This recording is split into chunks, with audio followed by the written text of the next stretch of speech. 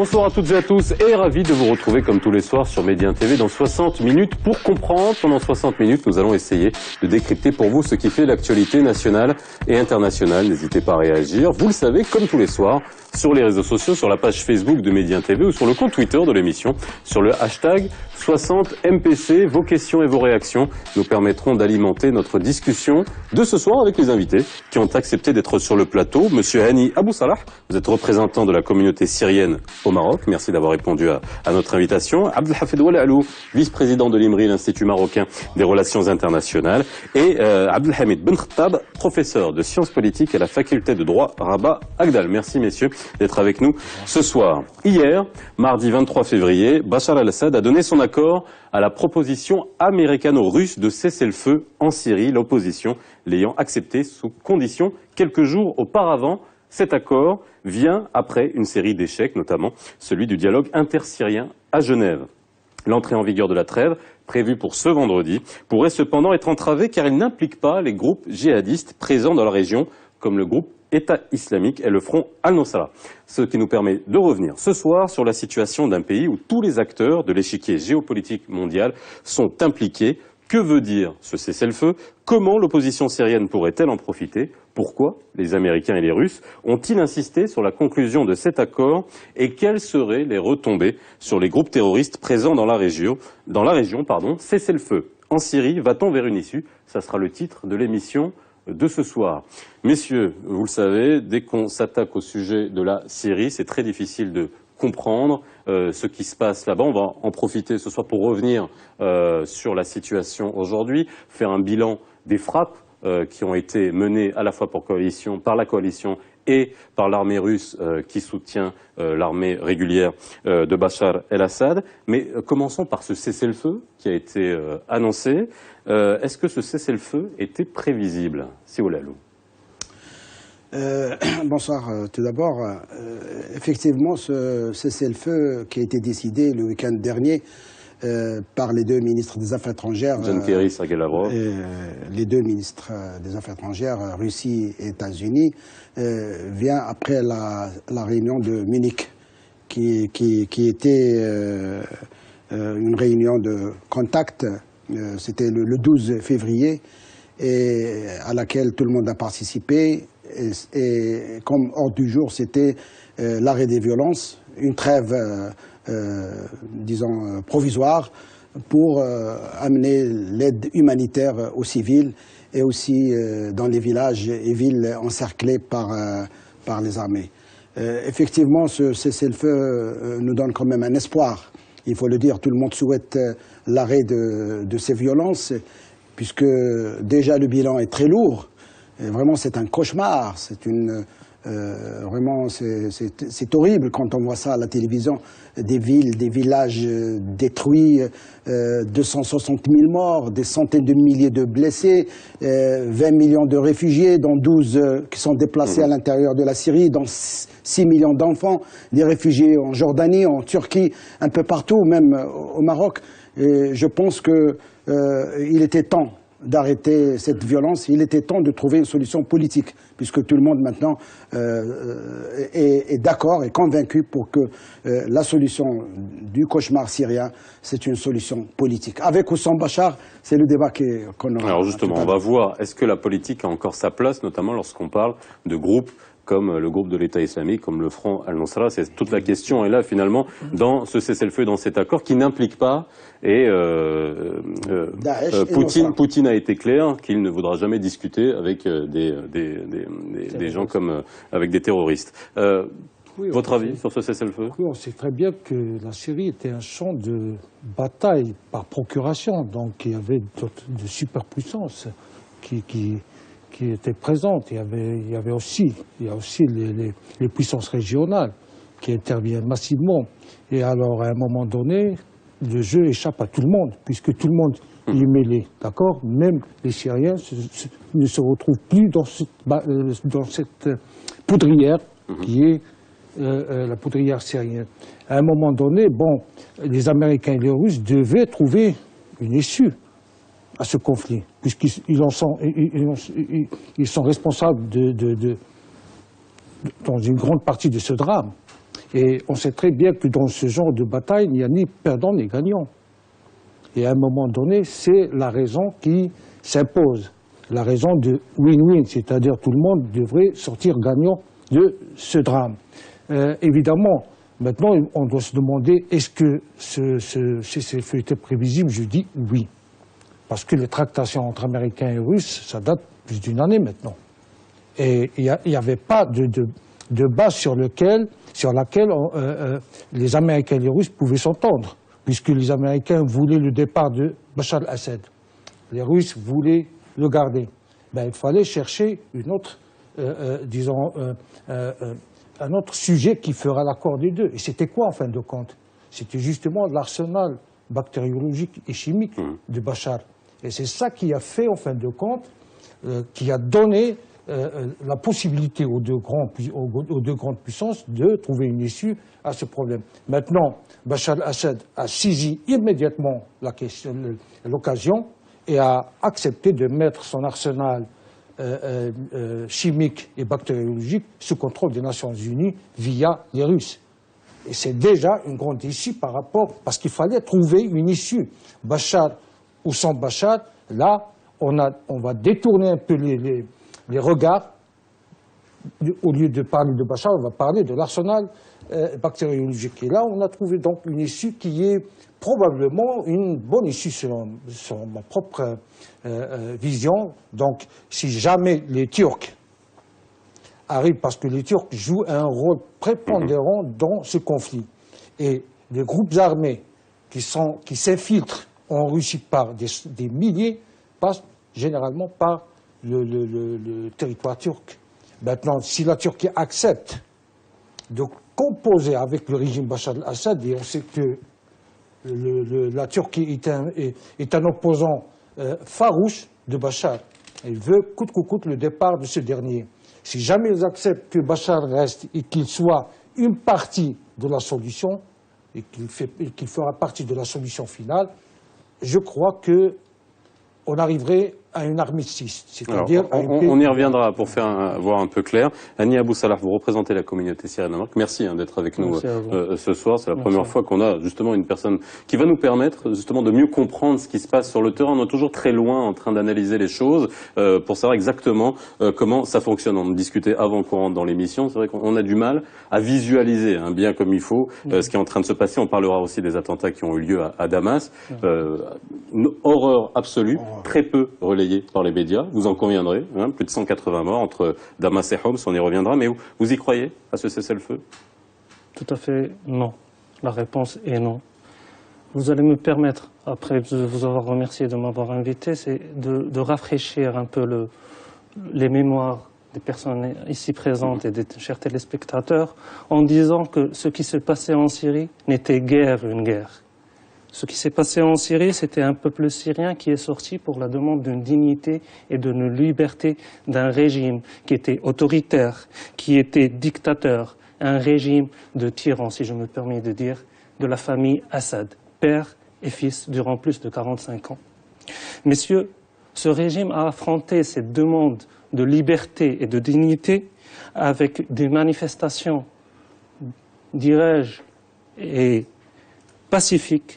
Et je signe, et je dis et je redis que ces manifestations au début étaient totalement pacifiques et par la voix du tête de ces régimes, le Bachar al-Assad, qui vient de dire il y a 2 semaines dans une interview avec le journal espagnol El País que durant les 6 premiers mois, les manifestations étaient totalement pacifiques. Et en fin de compte, ce régime a arrêté ces manifestations ou a répondu à ces demandes par de la force militaire, la tuerie, les massacres. On est arrivé à un moment donné, je me souviens, à partir de août 2011, à des nombres de plus de 200 morts ou martyrs par jour. On est arrivé aujourd'hui, après 5 ans de révolution, je suis désolé, c'était une révolution, c'était loin d'être une guerre, que ce soit civile ou une guerre contre le terrorisme. La trêve maintenant, elle est venue pour dire arrêtons l'hypocrisie internationale devant les morts. Parce que, permettez-moi de dire que le monde et l'humanité n'ont plus de larmes, ni naturelles, ni larmes artificielles devant les morts qui viennent chaque jour. La trêve était pour deux causes, uniques pour moi, pour mon humble opinion. La première, c'est le terrorisme, mais le terrorisme qui arrive aux frontières de l'Europe, de l'Occident. Parce que ce terrorisme-là existait déjà depuis 5 ans. C'était un terrorisme d'État, un terrorisme de l'État syrien, le terrorisme du régime syrien qui tuait et qu'on regardait à travers les télévisions et personne ne disait arrêtez. Oui, on sortait, on disait non, il faut arrêter, il faut s'entreparler. Mais le régime a refusé depuis le début toute notion de pourparler. Il n'acceptait même pas la présence de quelque chose qui s'appelait une opposition.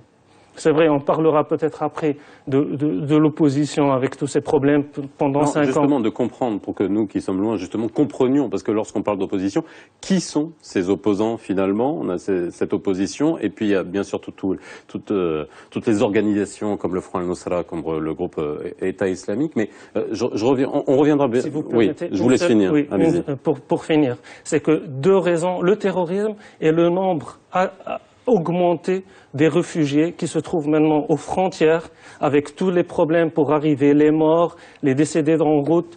Et en fin de compte, comme je vous ai dit, il faut arrêter ce massacre. Il fallait l'arrêter d'une manière ou d'une autre. C'est vrai que cette trêve, qui pour moi ne serait que momentanée, qui donnera de la force au régime syrien de se reconstituer, de se réorganiser dans les territoires syriens. Mais en fin de compte, cette trêve ne marche et ne travaille que pour le régime syrien et ses alliés dans la Russie. Alors justement, c'est la question que j'allais vous poser. Est-ce que ce cessez-le-feu n'est pas un cessez-le-feu tout simplement tactique? C'est-à-dire que l'armée russe et l'armée régulière de Bachar el-Assad ont gagné du terrain, des bombardements massifs avec des actions très près du sol. On connaît l'arsenal russe qui est déployé à travers les fameux hélicoptères de combat qui sont utilisés, des réapprovisionnements qui doivent être faits, une armée aussi, parce que là on parle vraiment de tactique militaire, il y a des hommes essoufflés des deux côtés. Est-ce que c'est un arrêt tactique pour mieux reprendre, comme ce que vous étiez en train de nous dire par la suite? Possible. Parce que si on essaie d'analyser, en tant que chercheur en géopolitique, cette situation, nous l'avons analysée plusieurs fois, et malheureusement, il y a plusieurs acteurs, et des agendas, des intérêts des fois divergents, contradictoires. Les États-Unis, la Russie en premier, qui sont présents dans cette région. Le retour de la Russie depuis 2010, à peu près, au Moyen-Orient. En plus de la base navale d'Artus en Méditerranée, sur la côte syrienne, les États-Unis, avec leur allié stratégique Israël, qui, après l'arrivée de Obama, on parle d'un désengagement vers l'Asie pour affronter la Chine et sa puissance économique. Donc tout cela a fait que le problème syrien est transformé en un problème international où il y a plusieurs acteurs qui sont là. Il y a l'Arabie saoudite qui, pour sa priorité, c'est la chute du régime de Bachar. La Turquie, la même chose, mais la Turquie, en plus, elle a une autre priorité, ce sont les Kurdes. Elle fait tout pour éviter toute création d'un État autonome kurde et d'une réunification entre les Kurdes syriens. Pour Erdogan, pour lui, le PKK est un ennemi qui est au-dessus de tout. C'est stratégique, c'est la grande priorité. Peut-être le régime de Bachar peut être mis en deuxième position. Mais il le dit clairement. Oui, il le dit clairement. Avec cela, il y a cette lutte contre Daesh et puis, bien sûr, tous les attentats qu'ont vécu ces pays, l'Irak, la Syrie, la Turquie, le conflit au Yémen, l'implication de l'Arabie saoudite. Donc tout cela fait que cette situation, vraiment, elle est explosive. Et il faut espérer arrêter cette violence. Moi, je pense que c'est un souhait de tout le monde.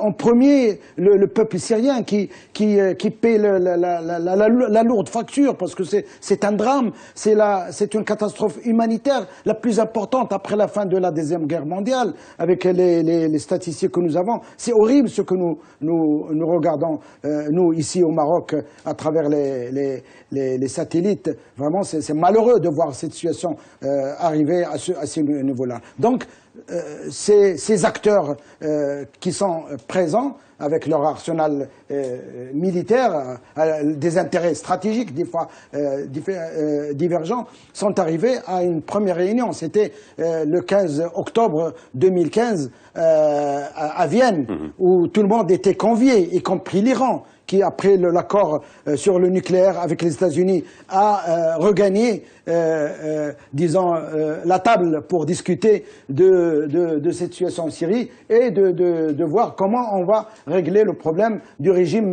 de Bachar. Tout ça Donc, pour revenir à ce point, à ce point d'actualité sur ce cessez-le-feu, qui globalement, juste pour rebondir par rapport à ce que disait Sia Salah, c'est en gros, est-ce que lui, il n'y croit absolument pas, vous y croyez pas, c'est ce que vous nous avez dit. Je vous ai parlé, est-ce que c'est un repli, et si c'est un repli tactique, si c'est un arrêt tactique des frappes, finalement, on peut s'attendre à ce que ça reprenne, et on a bien dit que c'était un cessez-le-feu provisoire, on peut peut-être que ça reprenne.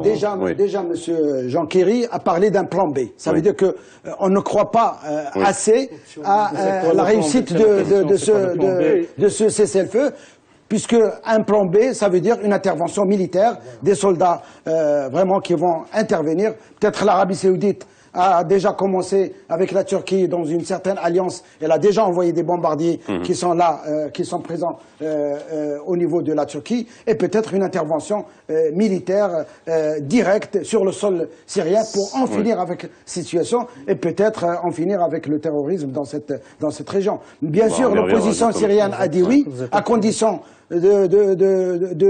d'acheminer les aides humanitaires aux civils. La Grande-Bretagne, l'Union européenne et la France ont dit OK, si c'est une bonne initiative, tant mieux. Si la bonne foi elle est là, tant mieux. Les Nations Unies ont applaudi à cette initiative. Donc tout le monde souhaite la fin de cette violence, y compris le peuple syrien qui aspire à une paix, à une sécurité dans la région. Oui, vous savez, dans tous les conflits armés, le cessez-le-feu est toujours tactique. Toujours. Oui. Pour arriver à une fin stratégique qui est l'armistice, c'est-à-dire l'arrêt total des hostilités. Donc au début, c'est tactique. Pourquoi? Parce qu'on devrait, le cessez-le-feu stabilise en quelque sorte la situation telle qu'elle est sur le terrain et essaie par la suite de trouver une issue par les négociations au conflit. Et lorsque les négociations aboutissent, on arrive à l'arrêt final des hostilités, sinon on retourne à la case de départ. Donc, au final, c'est pourquoi John Kelly parle du plan B, parce que les choses, d'ailleurs figurez-vous, ce que était au début un printemps arabe, une revendication du peuple syrien pour la démocratie, est devenu maintenant une revendication un peu banale, qui est celle du maintien de l'unité territoriale de la Syrie, parce que actuellement, la Syrie d'aujourd'hui, même après les négociations qui aboutiront par la suite, ne sera jamais la même comme elle était auparavant. Et au final, c'est un conflit qui est d'une absurdité totale. Et d'ailleurs, c'est un conflit, l'un des drames de l'humanité depuis le XXe siècle, c'est cette notion de guerre totale qui a été inventée par un Clausewitz au XIXe siècle. La guerre totale suppose la mobilisation de toutes les ressources d'une nation contre une autre nation. Maintenant, c'est l'absurdité absolue. Lorsqu'on mobilise tout l'arsenal militaire économique pour détruire un État, eh bien, on arrive à des drames humanitaires. On arrive, d'ailleurs, pour détruire un État, il vous faudra peut-être moins d'un mois. Mais pour construire un État, il va falloir attendre plus d'un siècle. Et un État se construit par de la sueur, des larmes, du travail.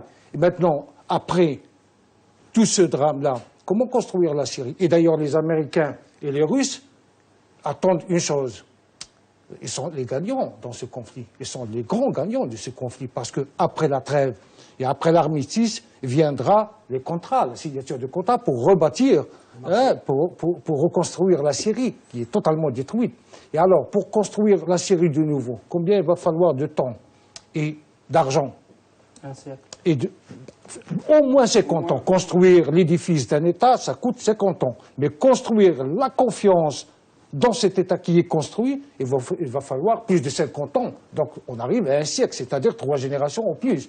Autrement dit, c'est une guerre qui a sacrifié brutalement, d'une manière absurde, 3 ou 4 générations de Et on pourrait dire beaucoup plus, parce que la Syrie, on reviendra sur le symbole de la Syrie, le symbole de Damas. Hein. Non mais c'est vrai, que ce soit par rapport à la Russie ou par rapport aux États-Unis, qui n'ont pas la même perception et pas le même objectif à ce niveau-là. Hein. C'est que la Syrie, c'est quand même le berceau d'une civilisation, et Damas en est quand même le point focal. On y reviendra. Je voudrais juste finir sur le cessez-le-feu, parce que j'ai bien noté votre avis et vos opinions sur ce cessez-le-feu, mais il y a quand même un point important lorsqu'on parle de cessez-le-feu. On parle d'armées régulières, on parle d'interlocuteurs légitimes, voilà. Aujourd'hui, le régime de Bachar el-Assad, quoi qu'on en dise, est un régime légitime jusqu'à preuve du contraire. Mais aujourd'hui, le groupe État islamique, le Front al-Nosra, ne sont pas concernés par ce cessez-le-feu. Il n'y a personne qui va le discuter avec eux, ou en tout cas, qui discute avec eux? Il y a nécessairement des négociations à un moment donné. Est-ce qu'il y a aujourd'hui, entre les Russes ou entre Bachar el-Assad et ces fronts-là, la nécessité, peut-être pas de manière affichée, mais de discuter pour avoir un cessez-le-feu réel? Parce que le cessez-le-feu, il faut qu'il soit impliqué pour qu'il y ait un vrai cessez-le-feu. Bien sûr, moi je pense que de façon indirecte, il y a sûrement un contact entre le régime et ses opposants, entre parenthèses, parce que l'État islamique, on en parlera peut-être après, sa création, elle met beaucoup d'interrogations. Comment on a pu arriver à un État qui était que des terroristes, qu'on ne sait même pas d'où ils sont venus. On sait très bien qu'à un moment donné, au début des manifestations, le régime syrien avait besoin d'un ennemi. Parce que le régime syrien, c'est un régime militaire. Il a besoin de travailler en militaire, en guerre. Donc il avait besoin de créer un ennemi. Il l'a bien créé. C'était le terrorisme. On sait très bien qu'à un moment donné, le régime syrien a fait sortir de ses prisons tous les condamnés de terrorisme afin de créer ce bouleversement dans la balance, de trouver un ennemi sur lequel on pourra jeter toutes les pierres en disant c'est ça l'ennemi qu'on cherche maintenant. Moi, j'ai pas l'optimisme de monsieur Ouelelou en parlant que on a besoin, que tout le monde veut se cesser le feu. Je suis désolé. C'est un souhait, oui, et c'est un souhait très optimiste, parce que un cessez-le-feu, on aurait pu l'avoir, on avait beaucoup de possibilités d'avoir des cessez-le-feu durant ces 5 années. Pourquoi maintenant? C'est ça la question. Et un cessez-le-feu, lorsqu'il va venir, qui va veiller sur l'application de cet accord-là, qui est le maître de la région, qui va dire voilà, c'est ça les sanctions qui vont être devant si vous ne respectez pas le cessez-le-feu, voilà ce qui est arrivé. La Russie, elle a exclu Daesh et Nusra. Le régime, qu'est-ce qu'il a dit? Non, je veux dire l'accord a exclu ça. La Russie, elle a dit, moi, je vais massacrer tous les groupes terroristes. Le régime, il dit, chaque personne portant une arme, c'est un terroriste. Donc, qui va dire à l'ONU, voilà les terroristes? Quand M. Kerry a parlé, il vient de déclarer hier, il a dit, s'il n'arrive pas à trouver un accord entre les différentes parties en Syrie, la solution serait diviser le pays. Diviser le pays. Après 100 ans de Sykes-Picot, en 1916, il y avait le Sykes-Picot franco-britannique. On est en 2016, on devient dans un Sykes-Picot Lavrov-Kerry, dans lequel on cherchait, comme a dit Madame Condoleezza Rice il y a une dizaine d'années, le nouveau Moyen-Orient. Ben on est là dans le nouveau Moyen-Orient. Pourquoi on a besoin de diviser les régions, les pays arabes? Pour une simple raison, je le dis et le redis depuis toujours, c'est l'État sioniste. L'enjeu, c'est l'État sioniste. Il n'y a pas autre chose. C'est les intérêts des États-Unis dans les pays de Golfe, dans la région, on est d'accord. On a divisé l'Irak en 2003 et depuis on est dans un pays détruit et maintenant on se trouve dans un scandale, dans une situation désastreuse d'un pays. Je ne dis pas que la Syrie était un front de démocratie, loin de là, mais au moins il y avait une civilisation, il y avait un État. On devient dans un nouvel Afghanistan, tout simplement. Le problème, Afghanistan, avant, il y a une trentaine d'années, il était dans les frontières russes et c'était loin de l'Occident. Maintenant, la Syrie, c'est à 2000 kilomètres des Occidents et il y a des millions de réfugiés et des gens qui arrivent. Je reviens toujours, et je le dirai, c'est deux causes, messieurs. C'est deux causes. C'est le terrorisme qui vient brûler les frontières occidentales et le nombre de réfugiés. Lorsqu'on est arrivé à 4 millions ou 5 millions, l'Allemagne a dit « moi j'en ai besoin ». La France a dit « non, moi je ne peux pas ». Ou les autres pays, parce qu'il y a le problème de chômage et tout ça. Moi je ne suis pas un politicien. Moi je suis un être humain, un Syrien qui voit son peuple s'entretuer, massacrer. Chaque jour, des centaines de personnes qui meurent. Mais ce que je comprends, c'est qu'on est arrivé à diviser la région pour deux raisons. Pour l'État sioniste, et maintenant on est devant un État perse. L'État perse qui reprend sa loyauté et sa force devant la faiblesse arabe. Je suis désolé, mais on est devant une faiblesse arabe. Alors justement, je rejoins, là vous êtes allé sur vraiment une explication sur l'ensemble de la région, mais il y a une question qui est posée tout simplement et qui est sous-jacente, c'est mais comment faire respecter le cessez-le-feu? C'est toujours la question à chaque fois. Quels outils on va mettre en place pour respecter le cessez-le-feu? Est-ce qu'on peut compter sur l'ONU? Qu'est-ce qui va se passer, sincèrement? D'abord, il faut que les Américains convainquent les alliés, l'Arabie Saoudite, la Turquie, l'opposition syrienne. Les Russes, de leur côté, ont déjà convaincu le régime de Bachar qui a annoncé son accord pour le cessez-le-feu. Maintenant, qui va négocier avec Daesh et le groupe Je ne vous entends pas parler de la France. Elle a été hors jeu sur ce coup-là? Parce que l'accord a été... Depuis les événements de novembre à Paris, M. François Hollande a été très chaud pour bombarder des sites de Daesh en Syrie. Puis après, c'est le calme total et ce sont les problèmes internes de la France qui dominent la scène politique en France. Il n'y a pas que la France, il y a les États-Unis, il y a les Nations Unies qui sont vraiment incapables de faire régner la paix et la sécurité. Ce sont les objectifs de cette création des Nations Unies. Et la Grande-Bretagne, elle est un peu discrète, mais elle est toujours derrière les États-Unis. L'OTAN, c'est un outil américain, il faut le dire. Maintenant, le cessez-le-feu a prévu un groupe de travail et un échange d'informations, renseignements militaires, les sites où se trouvent les groupes Daesh et Nusra. Et là, c'est tout le travail de renseignement, de logistique qui va démarrer à partir du 27 février, c'est-à-dire le samedi à minuit, heure de Damas.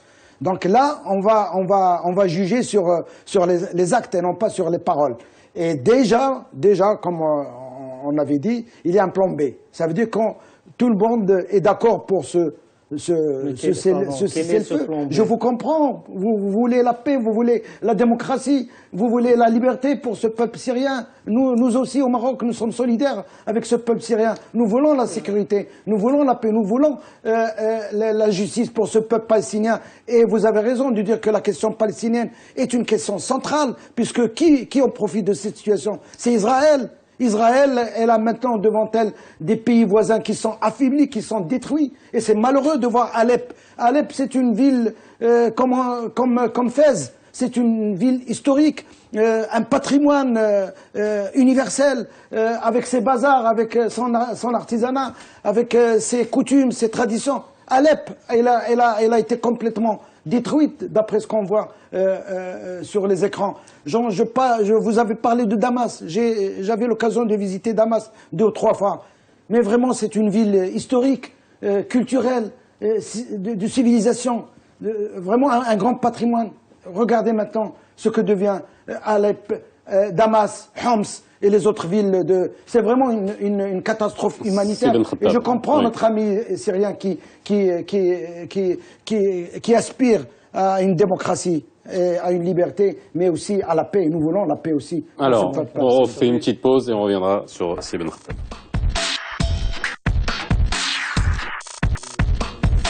De retour sur le plateau de 60 minutes pour comprendre. On essaie de comprendre justement ce qui se passe derrière le cessez-le-feu annoncé en Syrie. Et ça nous permet encore une fois d'essayer de rentrer dans tous les enjeux géopolitiques, sachant Dieu sait que c'est extrêmement compliqué de connaître tous les objectifs et les enjeux de chacune des parties qui sont prenantes dans le conflit. Sibn Khattab, vous vouliez réagir par rapport à ce que disait Souleymane? L'accord du cessez-le-feu a prévu donc un mécanisme par lequel les Russes et Bachar al-Assad le régime syrien, vont déterminer quels sont les groupes armés terroristes.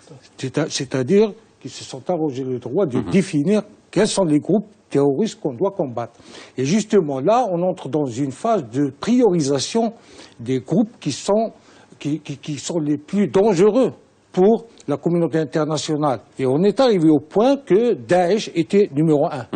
Donc, là, tout le monde est d'accord pour combattre Daesh. Après, nous avons Nosra, le front de Nosra. Là, il y a un problème. Il y a des négociations. Et on sait très bien que le front de Nosra était un allié, n'est-ce pas, des brigades Ahrar Sham. Et donc, ils étaient des alliés. Donc on retrouverait maintenant, on essaiera maintenant de faire en sorte que ces gens-là retrouvent en quelque sorte. Pardon, ils étaient des alliés pour l'Arabie Saoudite. Oui, effectivement. Et d'ailleurs, on est là. Et les États-Unis aussi. Donc les opinions des Américains, des Russes ne sont pas unanimes là-dessus sur le front de Nosra. D'accord? Mais la priorité des priorités maintenant, c'est combattre Daesh. Maintenant, pourquoi est-ce qu'on est arrivé à ce stade? Pourquoi est-ce que Daesh s'est tellement amplifié au détriment des lois, au détriment des frontières, au détriment de tout l'arsenal de militaire et de renseignement dans la région? Je crois que Daesh était la création d'un certain nombre d'États qui avaient un enjeu stratégique pour diviser, pour créer ce qu'on appelle le grand Proche-Orient. Et le grand Proche-Orient, c'est un Proche-Orient qui est morcelé, qui est divisé, qui est affaibli au point où il ne pèsera aucune menace sur la communauté internationale et notamment sur Israël. Là, les choses deviendraient plus claires pour les Américains. Donc on est en train d'assister actuellement à une certaine reconfiguration du système international qui était, comme l'a dit notre camarade, qui était au départ unipolaire, c'est-à-dire américain. Maintenant, on va construire un nouveau système international bipolaire, construit avec des Américains et leurs alliés, et la Russie et ses alliés du BRICS. Du BRICS, c'est-à-dire nous avons le Brésil, l'Iran, la Chine, et on sait très bien que ce groupe-là a bloqué 3 fois des résolutions des Nations Unies à l'égard de la Syrie. Donc à chaque fois qu'on voulait prendre une décision au Conseil de sécurité, ce groupe intervenait pour, notamment la Syrie, la Chine, la Russie et la Chine, pour bloquer la décision. Alors, en parlant de Conseil de sécurité, j'ai un tweet qui est intéressant, bon, qui sort un peu de là, mais qui rejoint le rôle finalement de l'ONU, qui nous dit « La crise syrienne démontre la faiblesse du système onusien. Plus personne ne passe par le Conseil de sécurité. Va-t-on vers une SDN 2.0, une Société des Nations 2.0 » C'est ce que j'avais dit. Il y a l'incapacité des Nations Unies.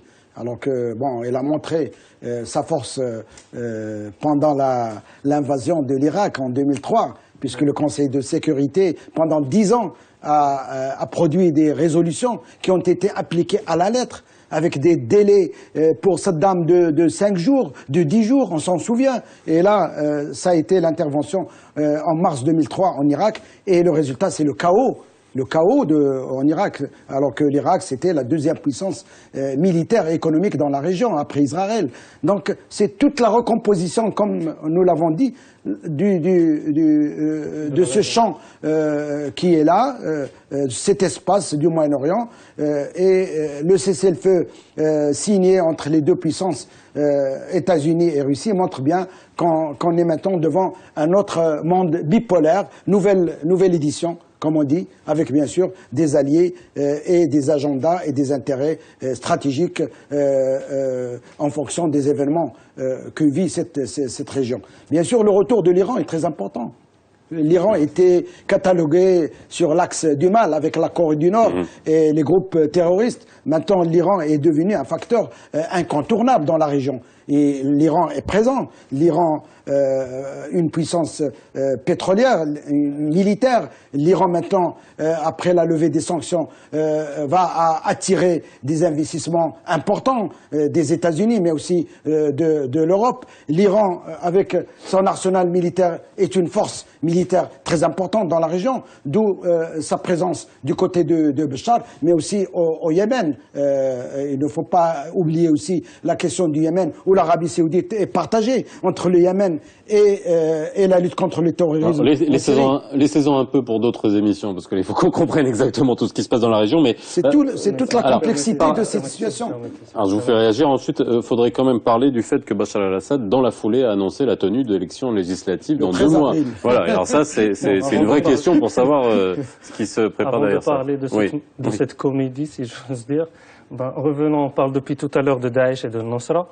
On a oublié la présence de forces étrangères qui sont liées au régime et à l'Iran, qui sont les forces libanaises, irakiennes et iraniennes, Hezbollah et tout ça. On n'a pas parlé de ça dans l'accord de trêve. Il n'existe pas. Le régime, il n'a plus survécu qu'en présence de ces milices-là et de ces forces-là. S'il n'y avait pas le Hezbollah et les milices irako-iraniennes, le régime n'aurait même pas survécu une dizaine de jours. C'est ça ce qu'on a oublié. La Russie a mis tout son poids pour que ce que veut le régime soit écrit dans cet accord ou dans cette trêve, ou ce que vous voulez lui donner comme nom. Mais au début, comme on a dit, il voulait que Daesh et Jabhat al-Nusra.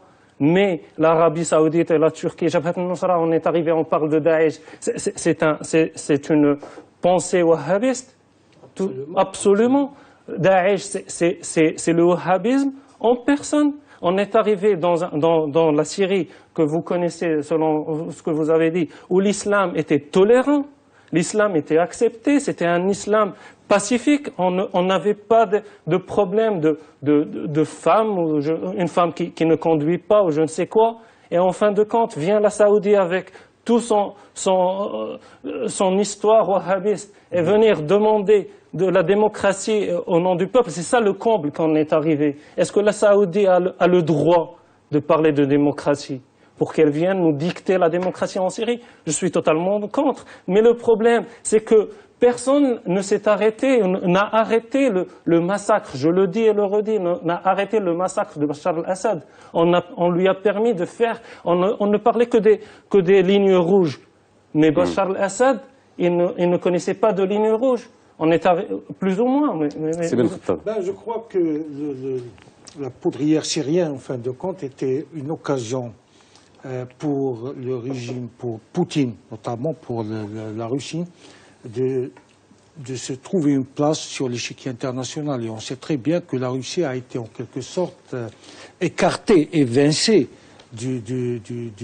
de la stratégie internationale. Donc la Russie n'était plus cette superpuissance qui faisait le monde comme auparavant. Ça fait ressurgir quoi le concept d'eurasisme qui date du 19e siècle? Non, qui était le projet russe. Hein. Pas nécessairement. Même avant au 19e siècle, il y avait tout ce concept orientaliste et d'eurasisme. Et il s'accroche d'ailleurs à... Oui, effectivement. C'était son opportunité, il l'a bien saisi. Et c'est une occasion d'ailleurs, il a donné des leçons à l'Occident, qui a sous-estimé les capacités de Bachar al-Assad. Et que Bachar al-Assad, on croyait au départ qu'il était fini, n'est-ce pas? Et après, petit à petit, on s'est aperçu, tiens, il a des amis. Qui sont ses amis? La Russie, la Chine, l'Iran, Hezbollah quelque part. Excusez-moi, mais sous-estimé, c'est un peu... Oui, oui, ils ont sous-estimé Non, la capacité du régime Bachar al-Assad à résister et à survivre. C'est ce qu'il a fait On lui a actuellement. permis de survivre, je pense. Ben, d'accord, si On vous lui a voulez, mais permis de- on a sous-estimé ses Oui. capacités de Si survie. vous voulez. Maintenant, on est arrivé à un point où on se dit, tiens, on ne peut plus résoudre ce drame-là sans Bachar al-Assad. Maintenant, on va accepter, Ça on va présente. composer avec Bachar al-Assad en attendant peut-être, dans un futur proche, de voir comment faire pour l'évincer du pouvoir, peut-être par des élections, peut-être par, je ne sais pas, par la Cour pénale internationale, par l'activation de ce fameux principe de crime de guerre. Donc on ne sait pas, on va attendre, mais pour le moment, on compose avec le régime Assad, et le régime Assad devient un élément clé pour la solution finale, n'est-ce pas? Personne, je vous pose une question même les ennemis de Bachar. pour qu'on puisse comprendre au niveau de la Syrie. Il y a quand même un front de la population. Je reviendrai sur un front de la population qui est pro-Assad. C'est normal, Oui, bien sûr, Et- bien sûr. Elle est constituée de quelle frange de la population? Je veux dire, aujourd'hui, c'est Damas intramuros. Est-ce que qui soutient Assad en Syrie? Ceux qui ont des intérêts communs avec Bachar al-Assad et son régime, tout simplement. J'aime pas rentrer dans le... Mais là, on parle pas de politique. Là, on parle Aussi, on parle de population. Oui, de population, Oui. des intérêts. Je parle pas de politique, des intérêts économiques, des intérêts de société, tout simplement. J'aime pas parler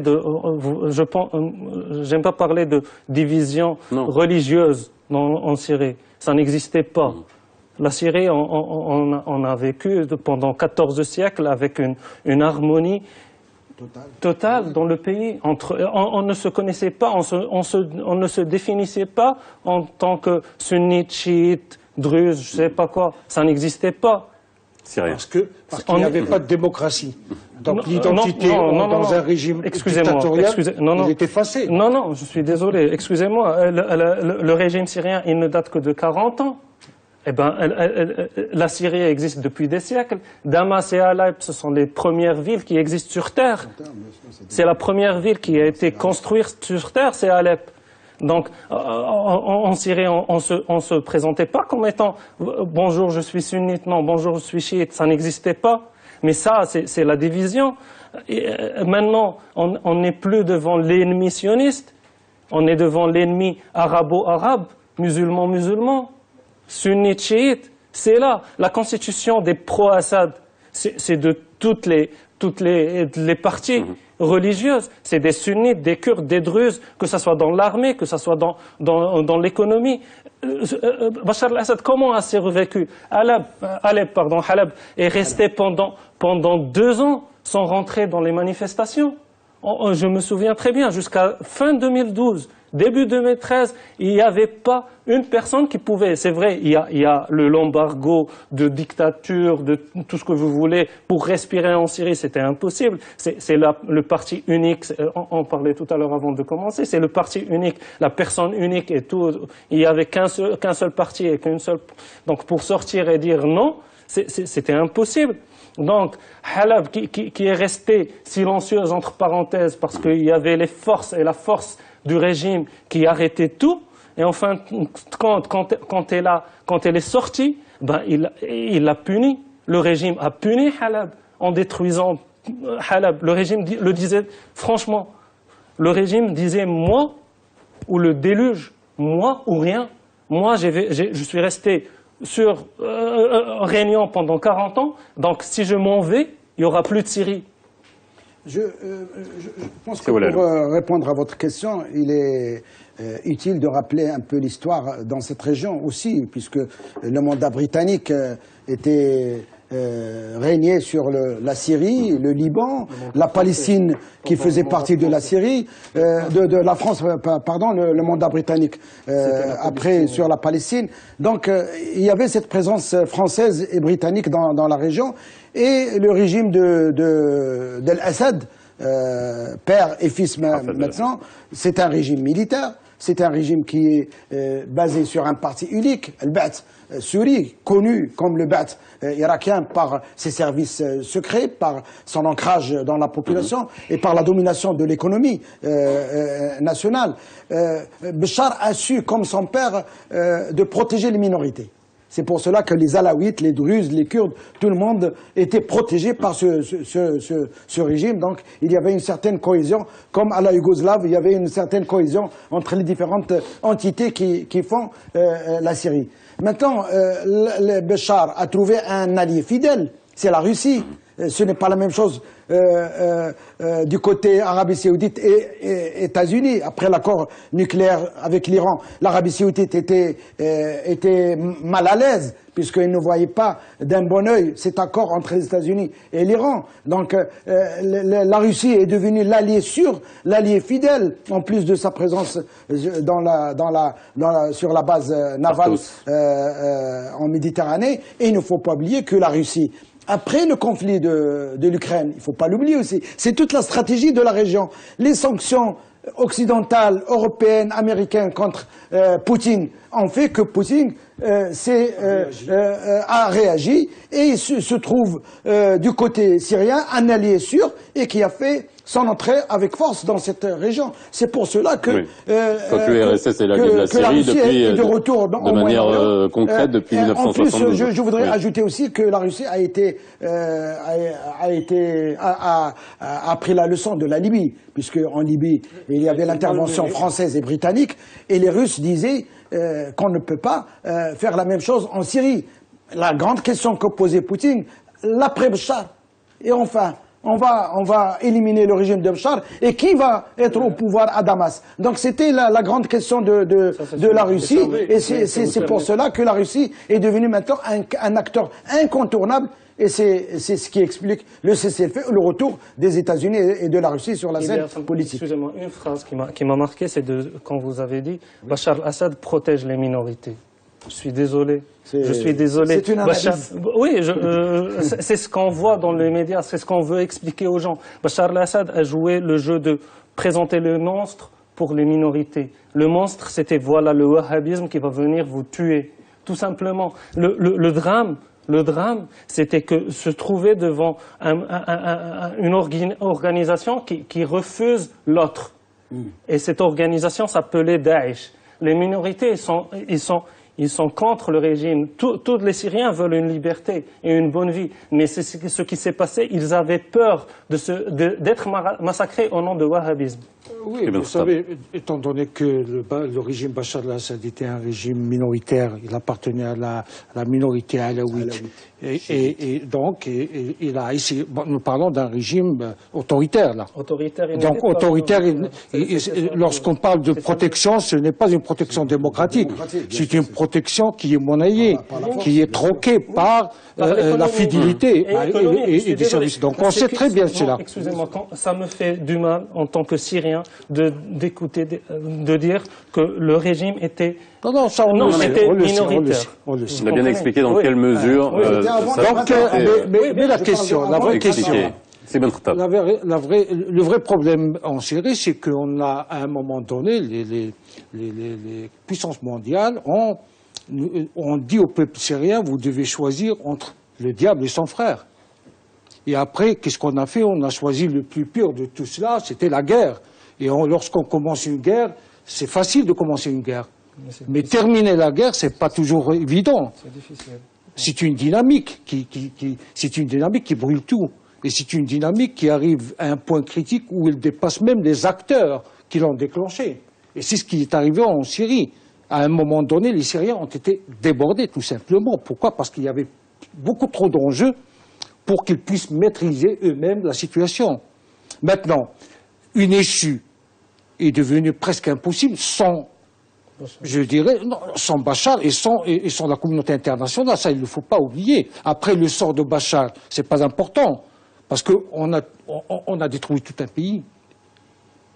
Et même, Bachar reste un dictateur quand même, un dictateur sanguinaire.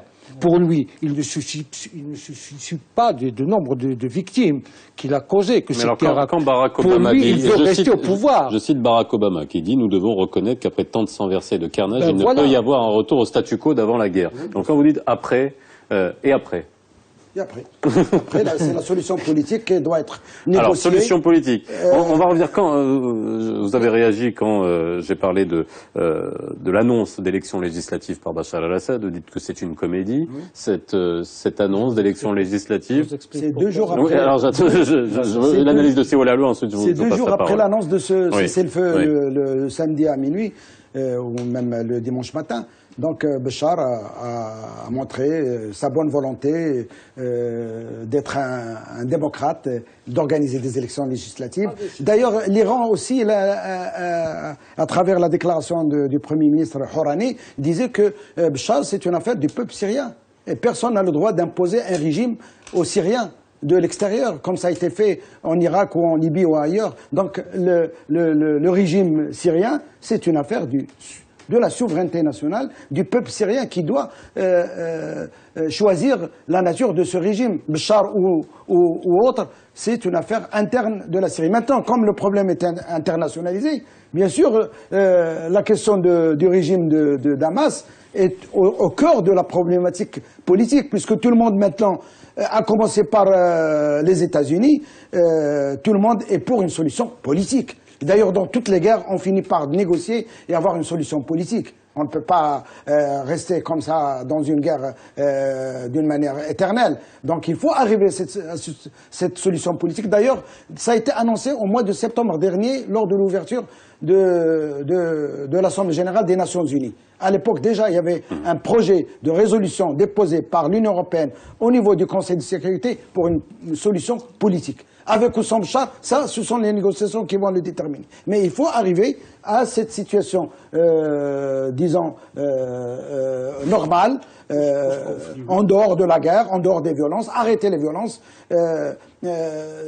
avancer sur cette politique. Mais vous pouvez pas avoir vous pouvez pas avoir une résolution politique avec des groupes de l'État islamique et avec le Front al-Nusra. Alors, on reviendra là-dessus, mais je veux votre avis sur les élections annoncées par Bachar al-Assad. Non, avant de vous donner mon avis, je veux revenir encore une fois.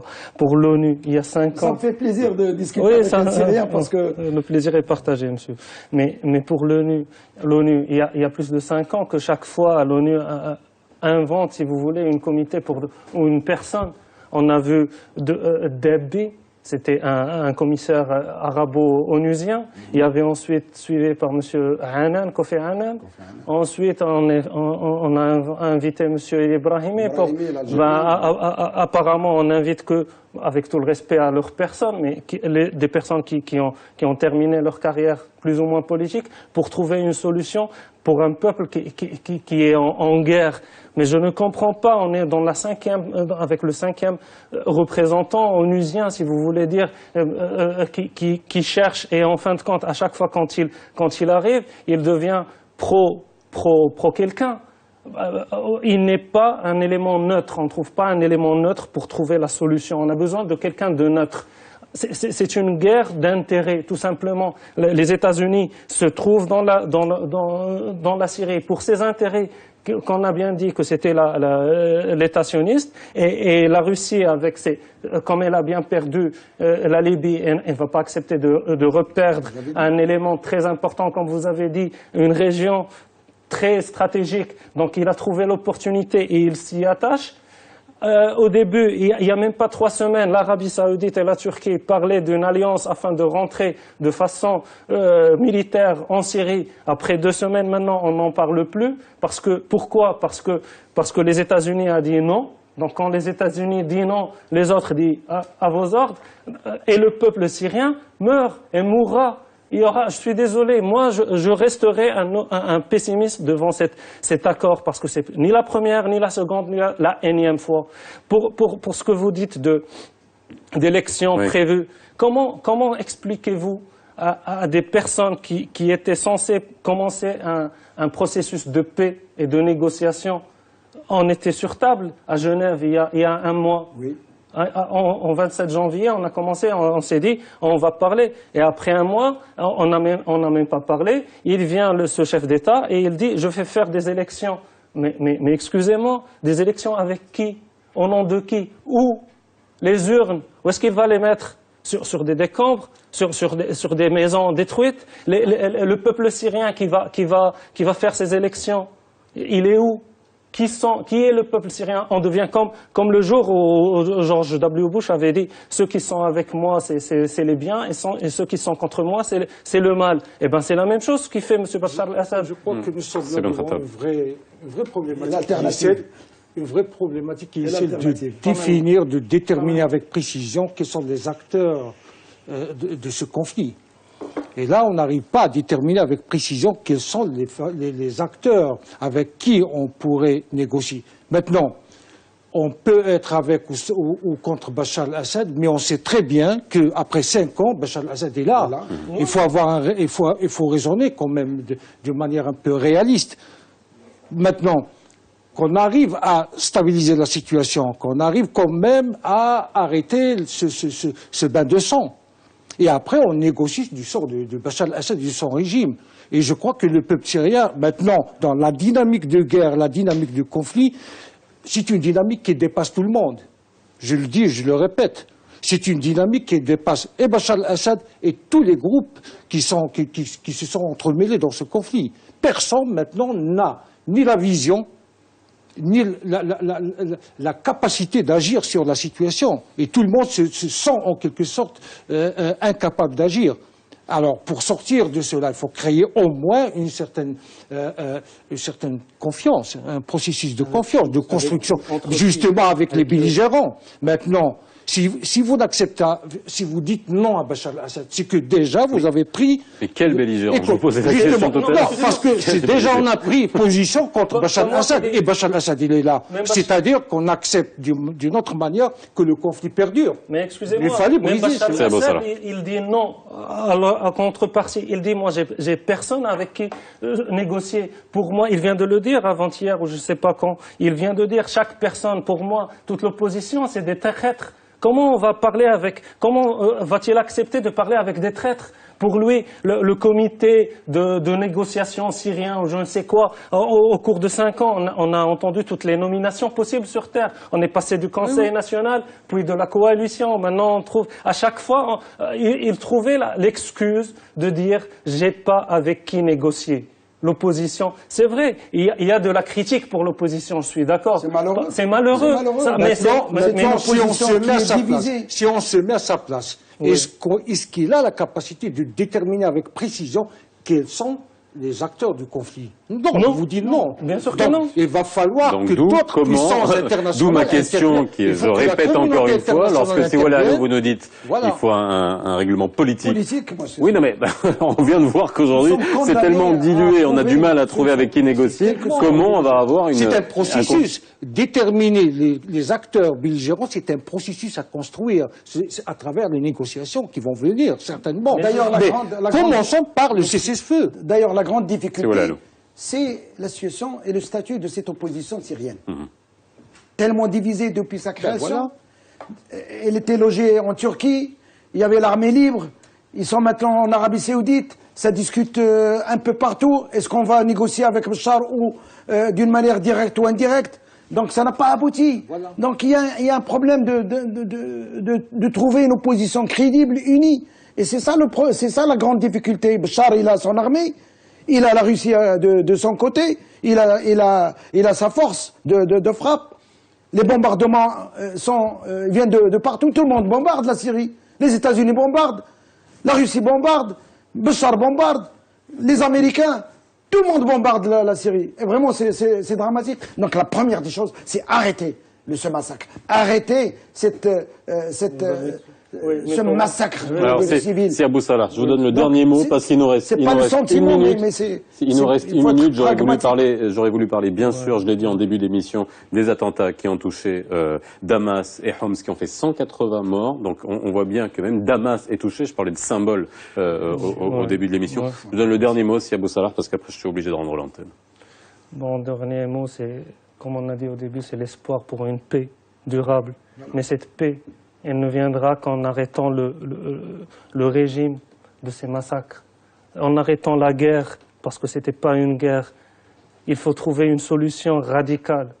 Il faut trouver la solution radicale, mais elle doit être imposée par le monde, ce monde-là qui ne veut pas maintenant de solution. Je le dis, en fin de cette trêve, elle sera momentanée afin de redonner une force et de redémarrer une autre guerre avec de nouveaux victimes, de nouveaux réfugiés. Et ce drame syrien sera toujours un point noir. Et la Ligue arabe, on a oublié de parler de la Ligue arabe et de l'humanité. C'est vraiment, c'est une coquille vide. Vraiment, ça, on en discutera une autre fois. Merci, messieurs, d'avoir été avec nous. Avec tous ces, vous êtes extrêmement optimistes. C'est Abou Salah, et on le comprend. Je vous remercie encore une fois d'avoir été sur ce plateau. Ça nous a permis. Solidarité avec le peuple syrien. Ça nous a permis de mieux comprendre les choses. Encore une fois, merci à tous pour vos éclairages. Excellente soirée sur Média TV. La rediffusion à 22h40, comme tous les soirs. Si vous nous avez pris en route, et je vous dis à demain.